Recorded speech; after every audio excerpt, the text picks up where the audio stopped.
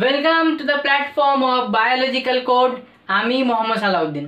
তো আজকে আমরা তাপ চ্যাপ্টারের লেকচার 5 করব এবং এই লেকচারে আমাদের আলোচনা হবে ক্যালোরিমিতি সম্বন্ধে। তো চলো আজকের লেকচার শুরু করা যাক।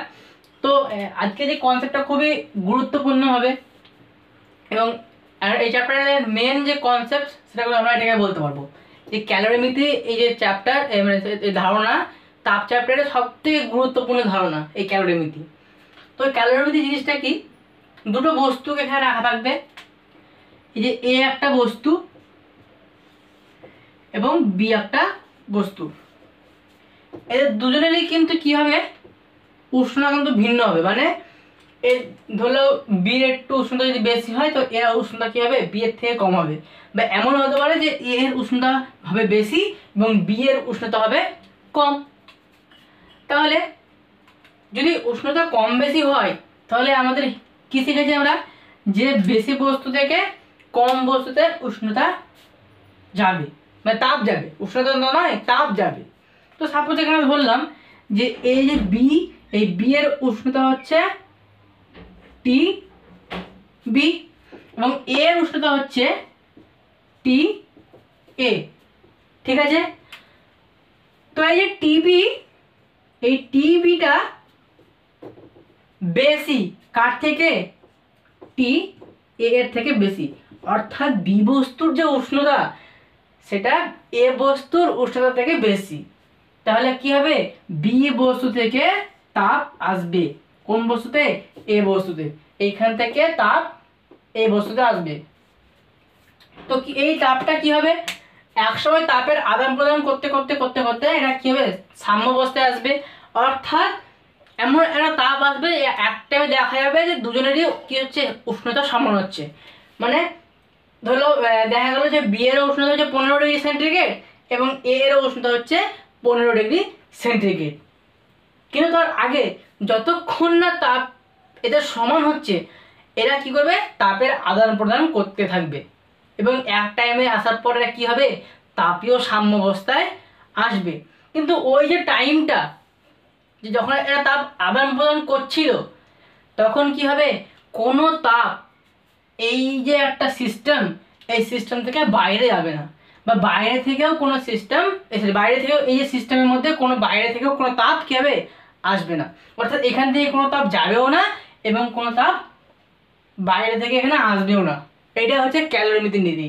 অর্থাৎ কি কেমন হলো নীতিটা, ভিন্ন উষ্ণতায় রাখা দুটো বস্তু, এই বস্তু দুটির মধ্যে যে বেশি উষ্ণতাযুক্ত বস্তু থেকে কম উষ্ণতাযুক্ত বস্তুতে কি হবে, তাপের সঞ্চার হবে এবং একসময় দেখা যাবে কি, যে উষ্ণ বস্তু কর্তৃক যে বর্জিত তাপ, এই যে উষ্ণ বস্তু, এই যে বর্জিত তাপ এবং শীতল বস্তু কর্তৃক গৃহীত তাপ কি হবে, একই হবে। মানে এ যে পরিমাণ তাপ দিচ্ছে, বর্জন করছে, এ কিন্তু ওই একই পরিমাণ তাপই গ্রহণ করবে। আমি যে বললাম যে এখান থেকে কোনো তাপ বাইরেও যাবে না, আবার বাইরে থেকেও কোনো তাপ এই সিস্টেমে আসবে না। অর্থাৎ ব্যাপারটা হচ্ছে কি, বি যে পরিমাণ তাপ ছাড়ছে এ ওই একই পরিমাণ তাপটাকেই গ্রহণ করছে, ঠিক আছে। সংজ্ঞা আমরা লিখবো এবার এখানে, যে ভিন্ন, ব্ল্যাক কালারে লিখি,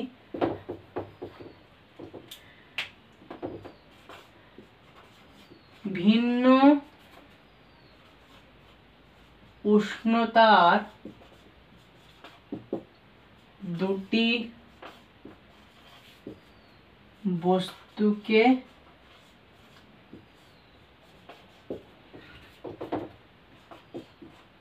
পরস্পরের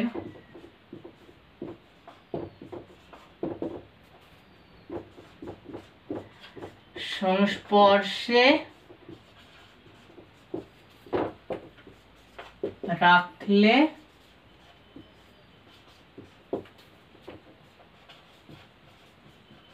উষ্ণ বস্তু কর্তৃক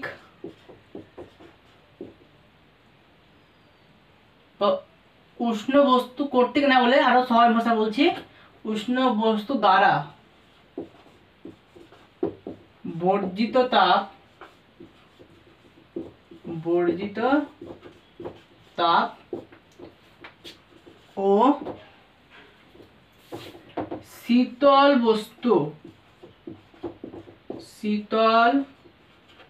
বস্তু দ্বারা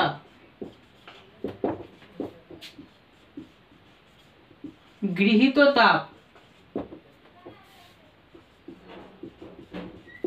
কি হবে? পরস্পর সমান। তো এইটা হলো ক্যালোরিমিতির যে নীতিটা হলো এটা, যে কি হচ্ছে, ভিন্ন উষ্ণতা দুটি বস্তুকে যদি পরস্পরের সংস্পর্শে রাখা হয় তাহলে উষ্ণ বস্তু দ্বারা বর্জিত তাপ শীতল বস্তু দ্বারা গৃহীত তাপের কি হবে? পরস্পর সমান হবে। ঠিক আছে, অর্থাৎ বি যে পরিমাণ তাপ ছাড়ছে এ সেই পরিমাণ তাপকে গ্রহণ করবে। যত এবার শর্ত আছে কিছু কিছু, শর্তগুলো সম্বন্ধে আমরা আলোচনা করব। তার আগে আমরা দেখবো যে ক্যালোরিমিতির যে নীতিটা হলো, এবার আমরা তার যে একটা রাসায়নিক যে একটা সমীকরণ টাইপের আছে ওটা আমরা দেখব, মানে গাণিতিক রূপটা, ক্যালোরিমিতির মূলনীতির গাণিতিক রূপ আমরা এবার দেখব।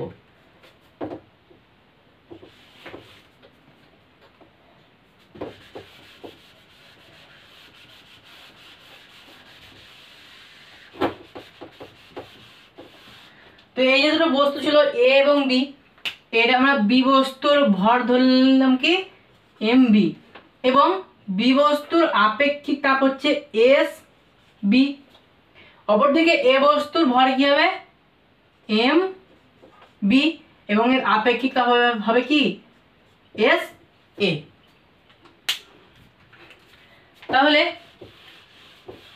এখানে কি হচ্ছিল? এ বস্তু তাপ গ্রহণ করছে, এ বস্তু কি হচ্ছে?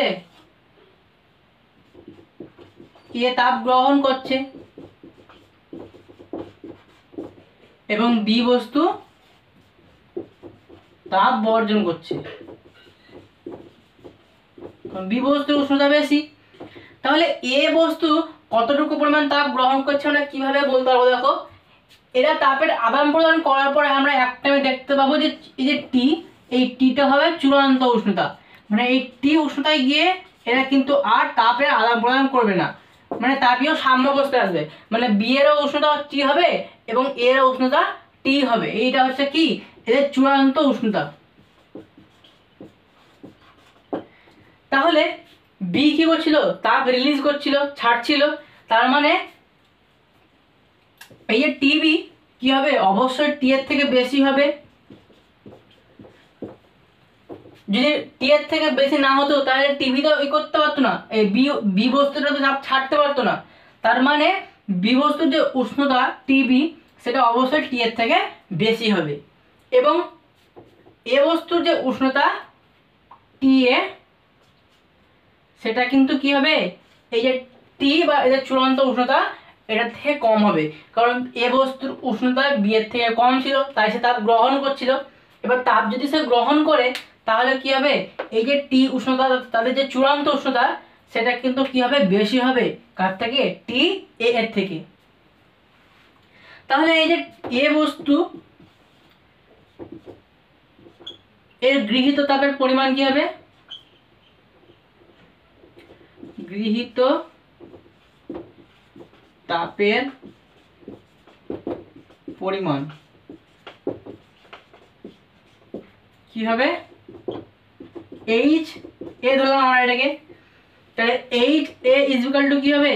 এম এস টি সূত্র কাজে লাগাবো। তাহলে এ বস্তুর ভর কি ছিল? এখানে এম এ হবে, এটা এ বস্তুর ভর কি ছিল? এম এ ছিল,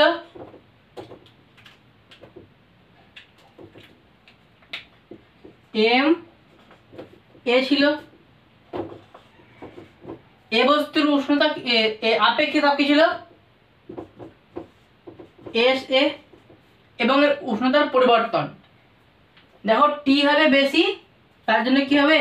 টি মাইনাস টি এ, কারণ টির মান বেশি এবং টি এর মানটা কম। তো এটা হচ্ছে কি এ বস্তু দ্বারা গৃহীত তাপ। এবার বি বস্তু দ্বারা বর্জিত তাপ কি হবে?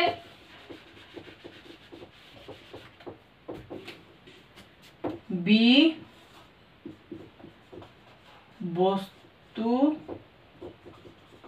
দ্বারা বর্জিত তাপ, তাহলে এখানে কি হবে H B is equal to কি হবে এম বি, বি বস্তুর ভর ইন্টু বি বস্তুর আপেক্ষিক তাপ এস বি ইন্টু উষ্ণতার পরিবর্তন দেওয়া, এখানে টিবির মান কিন্তু টি এর থেকে বেশি, কারণ কি বি বস্তু তাপ বর্জন করছে, তাহলে হিসাব তো তাই হবে। এই জায়গাটা কিন্তু খুব মন দিয়ে তোমাকে বুঝতে হবে।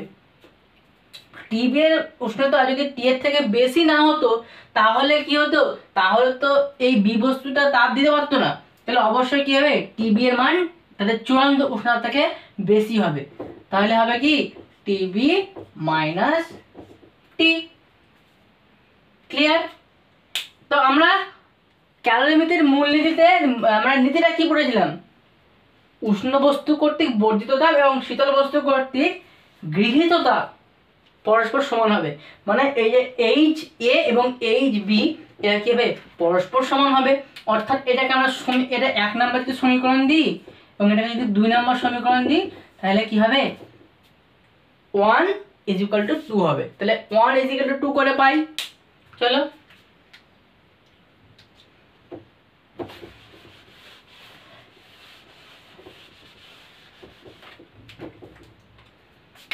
তাহলে 1 ইজ ইকুয়াল টু 2 করে পাই, আমরা কি পাচ্ছি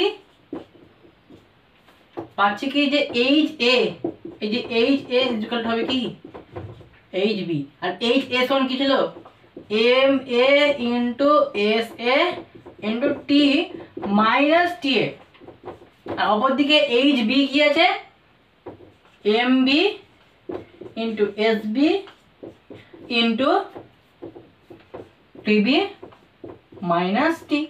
তো এই যে আমাদের এই যে একটা রূপ এলো, এই রূপটাই হচ্ছে কি ক্যালোরিমিতির যে গাণিতিক রূপ, ক্যালোরিমিতির গাণিতিক রূপ হচ্ছে এইটা M A into S A into T minus T is equal to M B into S B into TB minus T. তো তোমরা যে কোনোই বস্তু এরকম উষ্ণতা বলে দেবে, আপেক্ষিক তাপ বলে দেবে, হয়তো আমাদেরকে বললো যে উষ্ণতা পরিবর্তন বার করতে, বা প্রথম বস্তু বা এ বস্তুর আপেক্ষিক তাপ বার করো বা এ বস্তুর ভর বার করো, এরকম করে অঙ্ক দিয়ে দিবে।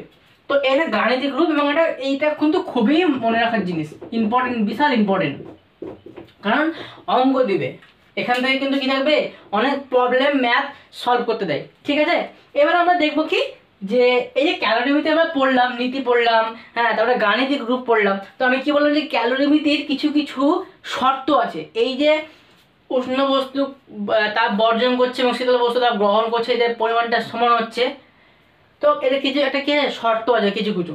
আমরা এবারে এই ক্যালোরিমিতির এর শর্তই সম্বন্ধে কি করব আলোচনা করব।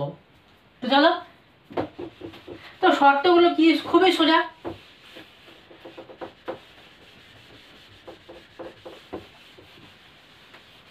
প্রথম শর্ত আমরা প্রথমে দেখো বলেছিলাম যে কি হবে, এটা কিন্তু কোনো তাপের কি হবে না, পরিবেশ থেকে কোনো তাপের আদান প্রদান করতে পারবে না, অর্থাৎ মেন শর্ত আমাদের এটাই যে এই সিস্টেম থেকে কোনো তাপ বাইরেও যাবে না, আবার পরিবেশ থেকে কোনো তাপ এই সিস্টেমের মধ্যে আসতেও পারবে না, অর্থাৎ পরিবেশের সঙ্গে কোনো রকম তাপের আদান প্রদান কিন্তু চলবে না, তবেই কিন্তু ক্যালোরিমিতির সূত্র চলবে। তাহলে শর্ত কি হচ্ছে, ক্যালোরিমিতির শর্তটা কি হলো, প্রথম শর্ত হচ্ছে পরিবেশের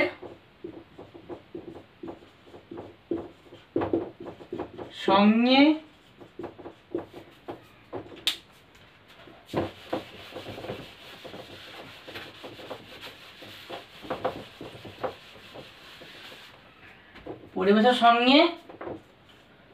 কোনো রকম তাপের আদান প্রদান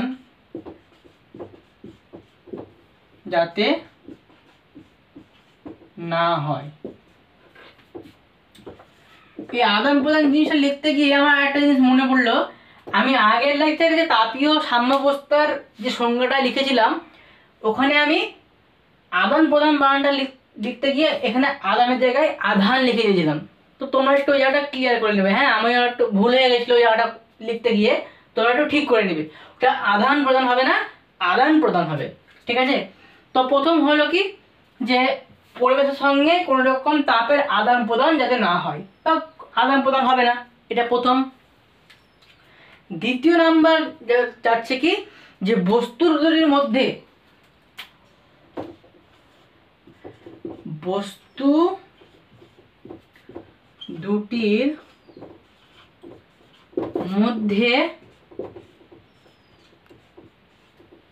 যাতে কোনো প্রকারের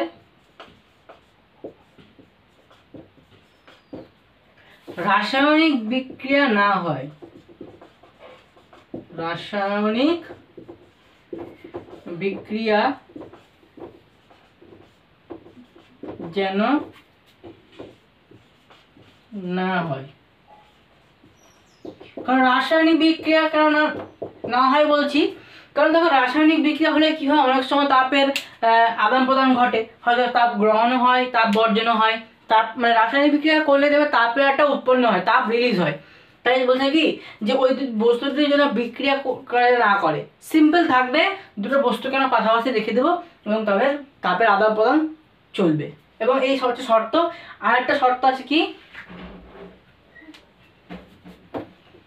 আরেকটা শর্ত হচ্ছে কি, লিখছি আমি এখানে উপরে,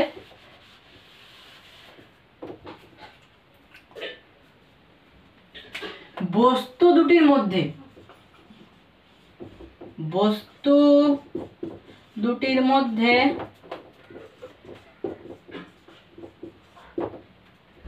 পরিবহন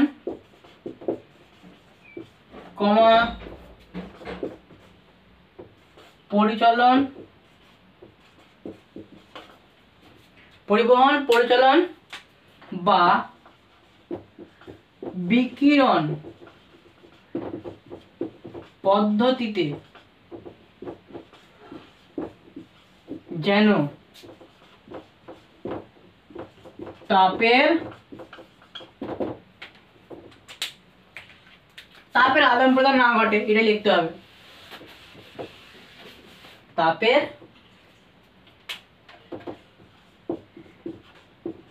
আদান প্রদান